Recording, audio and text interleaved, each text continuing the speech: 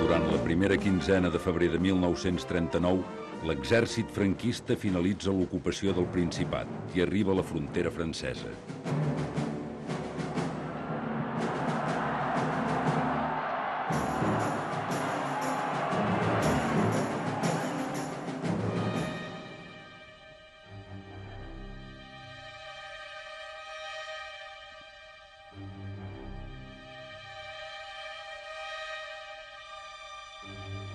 Les condicions a França no són gens fàcils per als milers d'exiliats catalans.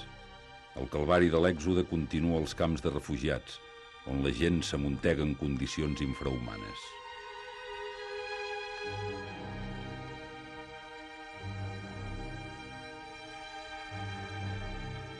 Companys és un refugiat més.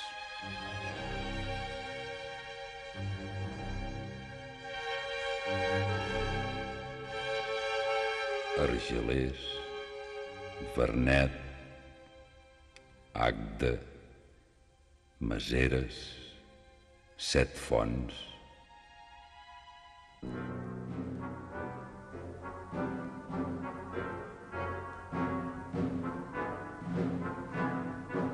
A la tardor de 1939 esclata la Segona Guerra Mundial. Poc temps després, els alemanys envaeixen França. La gloriosa infantería francesa cede el campo y los alemanes llegan al Bidasoa. Los camaradas de ayer se encuentran y las banderas que vencieron juntas se saludan y se encienden. És l'hora de les extradicions.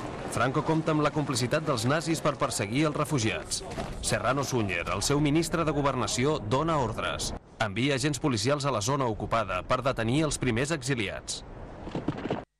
L'Ambaixada de Mèxic ofereix protecció a tots els exiliats de la zona no ocupada, estiguin on estiguin. Companys, que resta en zona alemanya per tal de no abandonar la recerca del seu fill Lluís, és detingut el 13 d'agost de 1940 per la policia militar alemanya. Violant les normes del dret internacional, és conduït a la presó de la Santé, a París.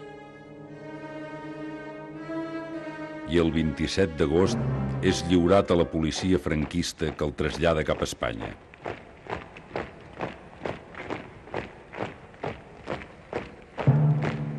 Als soterranis de la Direcció General de Seguretat de l'Estat a Madrid, Companys és torturat, insultat, vexat i exhibit en burla als jerarques del règim franquista.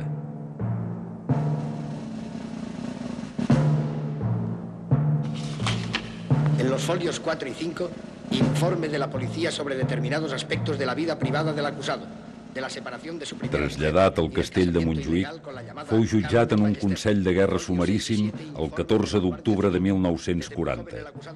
Durant el judici va ser calumniat i es va intentar presentar-lo com un vulgar lladre.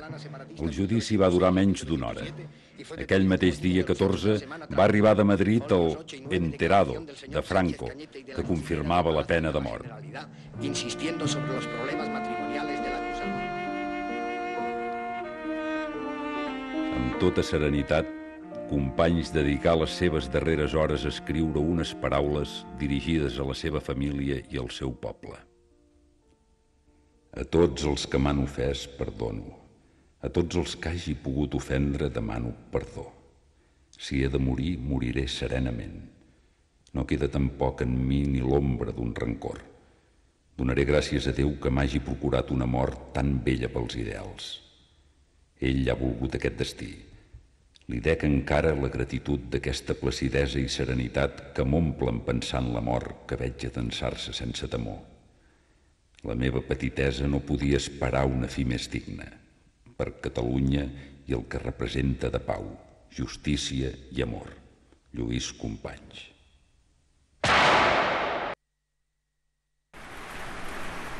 La Maria Lluïsa Gali és la neta de Companys. En els primers moments d'exili, la seva mare, Maria, amb el seu pare i el seu germà, ja han pogut marxar cap a Mèxic.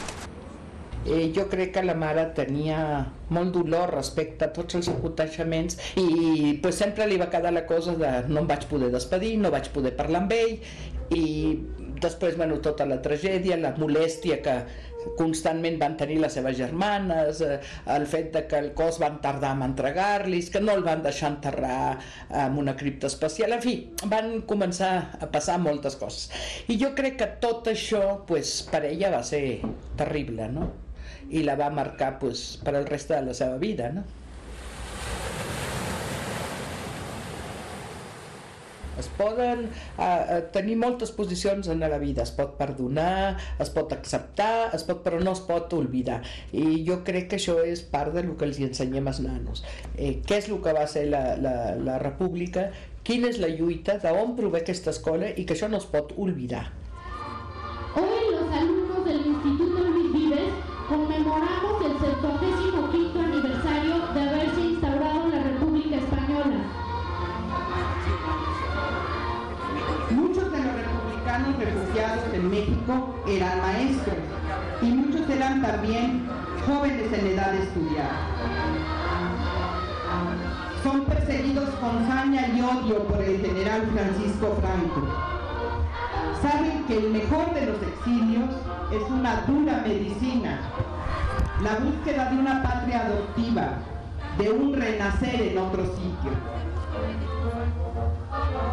Debemos siempre recordar a aquellos que dieron su sangre, sus conocimientos, su ejemplo, para que nuestra escuela exista y pueda seguir adelante por los próximos 100 años.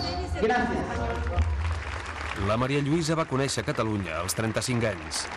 La seva família va morir a Mèxic i milers d'exiliats no van voler tornar mai en vida del dictador.